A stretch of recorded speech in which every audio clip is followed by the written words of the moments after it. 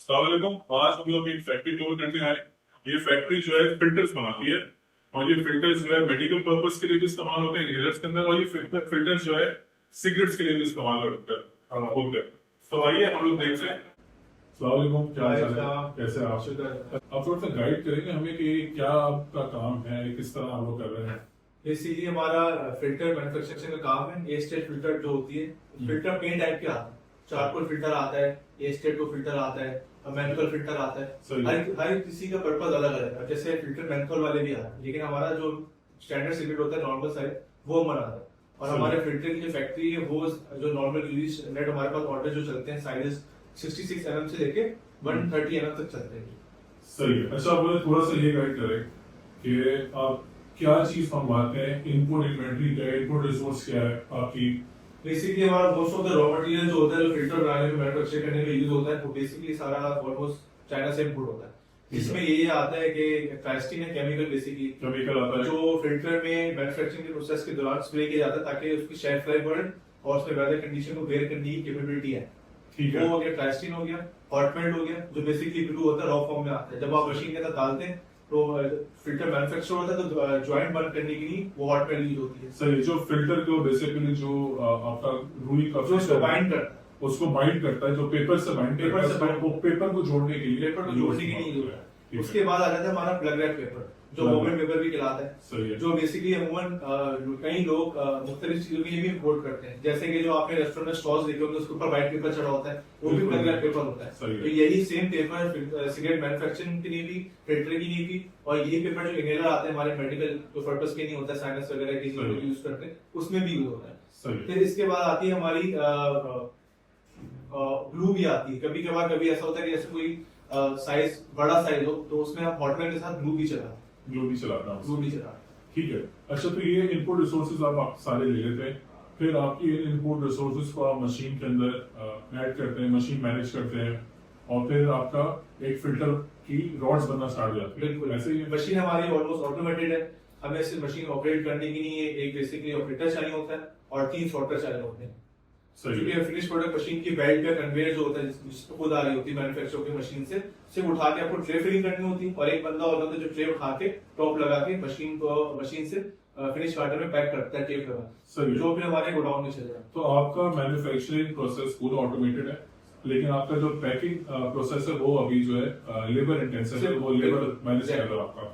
अच्छा, साथ ही साथ में इसकी टेस्टिंग भी होती है, साथ में इस पे लेबोरेटरी टेस्ट भी हो रहा होता है जो क्वालिटी कंट्रोल कर रहा होता है बंदा हमारा।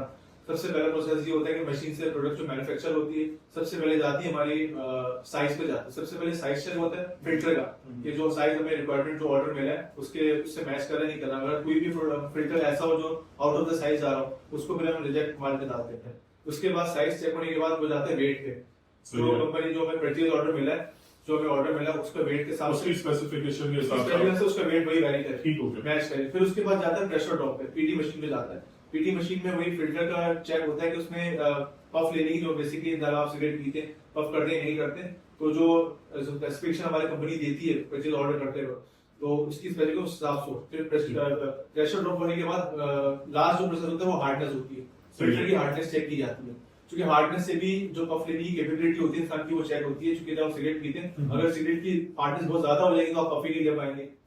तो हार्डनेस इतनी रखी जाती है कि आप सिगरेट पी सके। क्योंकि जब आप एयर खींचते हैं तो टोबैको बर्न होता है तो उसके हिसाब से सिगरेट चलता है। सही सही, ठीक हो गया। अच्छा, जो आपकी ये ऑटोमेटेड मशीन चल रही है, इसकी रिपेयर मेंटेनेंस वगैरह ये सारी चीजें कैसे मैनेज करते हैं आप? बेसिकली हमारी खुद की अपनी वर्कशॉप है जो इन हाउस ही है।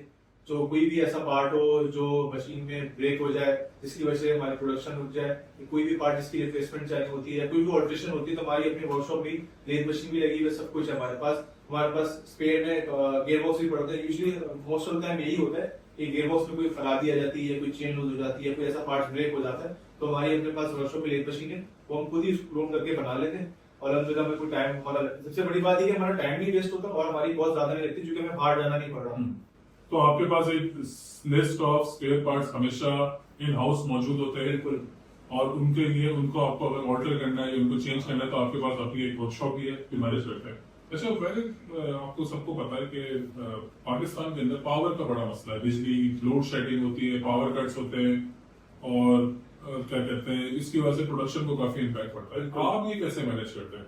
हमारे पास जब से ये फैक्ट्री बनी है, जब से ही हमने मतलब फ्रॉम द डे वन हमने अपना जनरेटर परचेज कर लिया था, जिसमें हमारा एडवांटेज ये है कि कभी भी लाइट जाती है, यूजुअली तो इंडस्ट्रियल जोन है यहाँ पे लाइट नहीं जाती, लेकिन कभी ऐसा होता है कि कभी इलेक्ट्रिसिटी ब्रेकडाउन होता भी है तो हमें रियलाइज नहीं होता कि लाइट गई है, इसलिए कि हमारे पास जनरेटर बहुत अच्छी मतलब कैपेबिलिटी का लगा हुआ है। और तो मतलब हमारी प्रोडक्शन है, जो भी मतलब मशीन जो है वो बहुत ज्यादा इलेक्ट्रिसिटी कंज्यूम करते हैं, तो हमारा बंदोबस्त जनरेटर इतना केपेबल है कि सारा लोड बेयर कर तो लेता है। आपने एक स्टैंड अलोन जो है अपनी पावर जनरेशन का पूरा सिस्टम लगा के, जो जनरेटर है। हमारे पास एटीएस भी लगा हुआ है, अच्छा, सो लाइट जाती है पता नहीं चलता। ATS क्या होता है? एटीएस होता है ऑटोमेटिक ट्रांसफॉर्मर सप्लाई का। सही है, ऑटोमेटिक ट्रांसफार्मर सप्लाई करती है, और ये जैसी पावर ब्रेकडाउन होती है तो इमीडिएटली ATS पे ये बेसिकली जो मेन पीछे से इलेक्ट्रिसिटी आ रही थी केई की तरफ से, इलेक्ट्रिक की तरफ से, वो ऑटोमेटिकली हमारे जनरेटर में शिफ्ट हो जाती है। सही सही, जबरदस्त जबरदस्त। तो बहुत अच्छा लगा और सीखने को बहुत मिला, और अल्लाह आपको कामयाब करे, आपकी रोजी में बरकत है। इंशाल्लाह फिर जो है हमारी मुलाकात